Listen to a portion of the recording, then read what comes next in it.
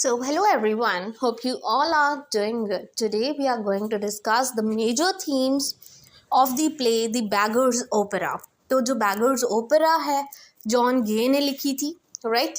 And उनके कुछ themes हैं जो आज हम स्टडी करेंगे. इससे पहले हम समरी इसकी ऑलरेडी कर चुके हैं.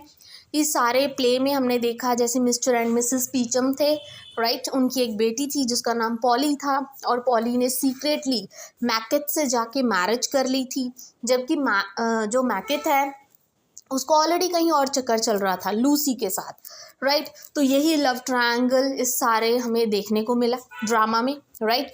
और जहाँ तक देखा गया जो मिस्टर मिसेस पीचम है, मैकेट है, दे ऑल आर करप्ट. ठीक है, ये सारे क्या थे? चोर थे, लोगों को बेचते थे, ठीक है, लोगों से चोरियाँ करते थे, लोगों को पागल बना के उनसे पैसे एड़ते थे.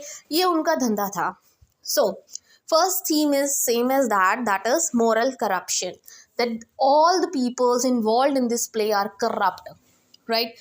The opera satirizes corruption at all levels of society, चाहे वो पॉलिटिक्स है, चाहे पॉवर्टी है, चाहे इनजस्टिस है, ठीक है, मतलब हर तरह से हर एक जगह पे क्या है? करप्शन है.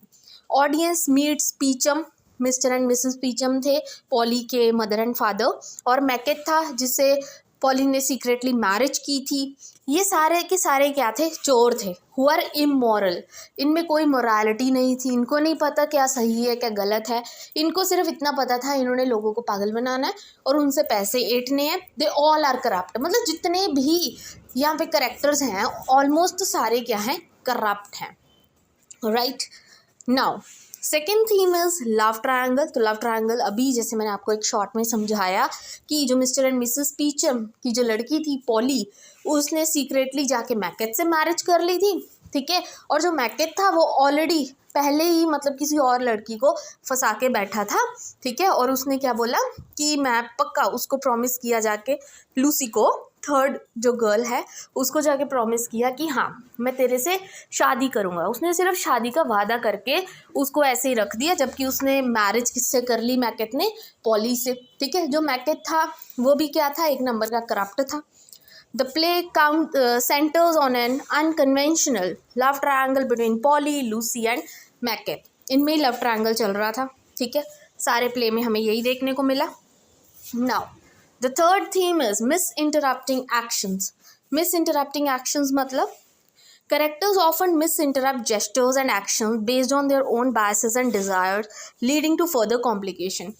मतलब उनके ना एक्चुअल में क्या था कि जो मिस्टर एंड मिसेस पीचम है उनको मैकेट पसंद नहीं था, और इनडायरेक्टली वो क्या चाहते थे कि मैकेट को उन्होंने क्या किया? जेल में डलवा दिया, ठीक है.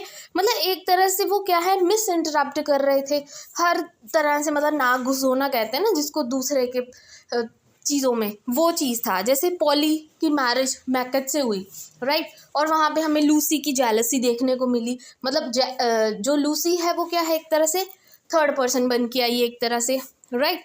तो वैसे ही जैसे पॉली ने मैकेट से मैरिज की तो उसके जो पेरेंट्स थे मिस्टर एंड मिसेस पीचम, वो भी क्या एक तरह से थर्ड पर्सन की तरह मिस इंटरप्टिंग एक्शंस, मतलब बिना बात के बीच में घुस रहे थे, ठीक है. मतलब ये सब चीज़ें हमें देखने को मिली इस प्ले में. Now the fourth is commercialisation of crime. जैसे कि पहले बोला सारे के सारे करप्ट हैं, सारे ही क्रिमिनल्स हैं. The opera portrays crime as a business transaction. मतलब इनका बिजनेस बन चुका था ये सारी चीज़ें करना. Where everything has a price. और हर एक चीज़, चाहे वो छोटी से छोटी चीज़ हो, अगर आपने खरीदनी है, बेचनी है, ट्रेड मार्केटिंग करनी, कुछ भी, इट कैन बी एनीथिंग, ठीक है, तो उसमें वो क्या करते थे? हर एक चीज़ का एक प्राइस होता था, एक दाम होता था, इंक्लूडिंग ह्यूमन लाइफ्स, ठीक है, चाहे वो किसी की डेड बॉडी क्यों ना हो, उसके भी पैसे लगते थे, ठीक है.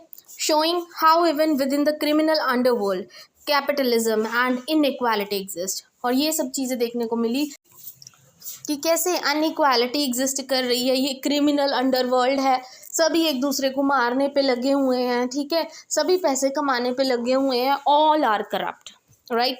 And the fifth and the last theme is moral ambiguity. The characters are not clearly good or bad, blurring the lines between right and wrong. जितने भी characters हैं हम ऐसा नहीं कह सकते कि yes सारे बहुत अच्छे हैं, हम ये भी नहीं कह सकते कि वो बहुत बुरे भी हैं, ठीक है. मतलब सबका करेक्टर ना मिक्सअप सा है. वो एक सिंपल सी ब्लर लाइन है कि वो जो कर रहे हैं वो अपनी जगह सही भी है, जो कर रहे हैं वो अपनी जगह गलत भी है कहीं ना कहीं। मतलब यहाँ पे हमें मॉरल एम्बिग्यूटी देखने को मिली, बहुत ही कन्फ्यूजन है कि जो एक पर्सन है वो उसमें अच्छी चीज़ें भी है थोड़ी बहुत और थोड़ी बहुत बुरी भी है। ये हर करेक्टर में हमें देखने को मिला इस प्ले में, right. And these are some major themes of the Beggars Opera written by the John Gay. And I hope these themes are useful for you. Video अच्छी लगी हो, informative हो, please don't forget to like and subscribe my channel. Thank you very much.